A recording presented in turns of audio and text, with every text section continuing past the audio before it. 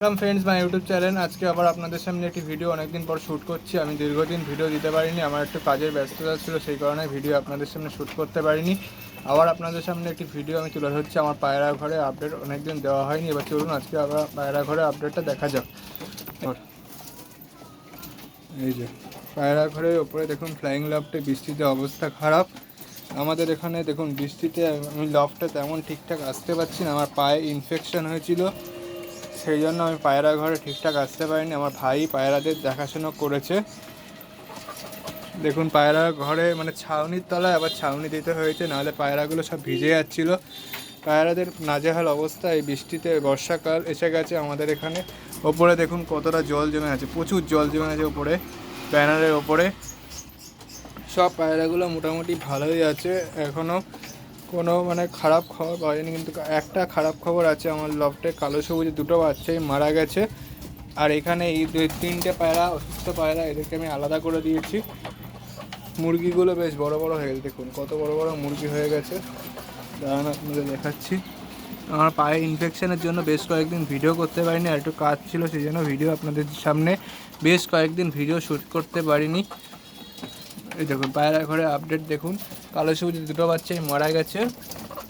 এবং কালো সবুজ দুটো বাচ্চাই মারা গেছে। ওপরে কালাঙ্কারা এখনও ডিম পারেনি, কালাঙ্কা মুখী।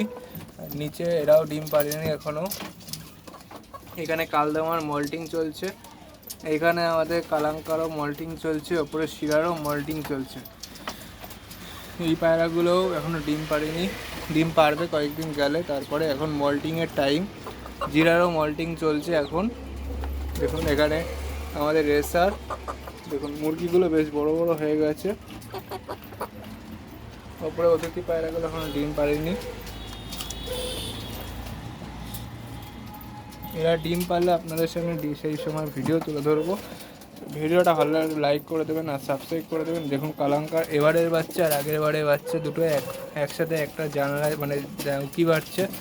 নিচে কালদামান দুটো বাচ্চা বসে আছে। পায়রাদের এই বৃষ্টিতে নাজেহাল অবস্থা। আমার লফটে দেখুন কি অবস্থা। আমি জাল লাগিয়ে দিয়েছি পায়রা ঘরের জন্য, ওপরে পুরো জাল লাগাচ্ছি, মানে একটু একটু করে জাল লাগিয়ে দিচ্ছি। এরপরে পায়রা সারাদিন এখানে ছেড়ে রাখবো, ছেড়ে যে সব পায়রা একসাথে ছাড়লে যে বিউটিটা হবে সেই বিউটিটা আপনাদের সামনে তুলে ধরবো। আর আমি কিছু প্লাস্টিক কিনবো যাতে পায়রা ঘরের ওপরে আমি দিতে পারি। এর ফলে পায়রারাও বেশ সুস্থ থাকবে এবং পায়রাদের কোনো রোগ ব্যাধি হবে না। পরবর্তী সময় আরও ভালো ভালো ভিডিও আনবো, ততক্ষণ চ্যানেলটা সাবস্ক্রাইব করবেন। আমার পায়ের মানে ইনজুরি মানে ইনফেকশন হয়ে গেছিলো, একটু সামান্য আঘাত লেগে ওখান থেকে ইনফেকশান হয়েছিল, ওই জন্য আমি কয়েকদিন ভিডিও আপনাদের সামনে শ্যুট করতে পারিনি।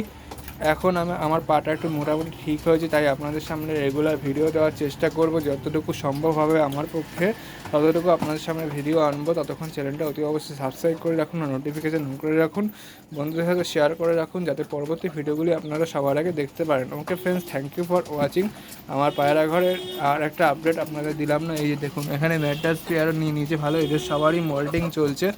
এখন পায়রা মল্টিং যায় মানে পায়রা গায়ে একটু বৃষ্টির জল পড়লে এখন মল্টিং শুরু হয়ে যায় পায়রার, সেই জন্য পায়রাদের এখন হচ্ছে মানে মল্টিং হচ্ছে। পায়রা এবং অন্য পাখি সবারই বৃষ্টির জল লাগলে মানে শরীরে পুরনো পশম পড়ে যায় এবং নতুন পশম হয়, এটাকে আমরা এক কথায় মল্টিং বলি।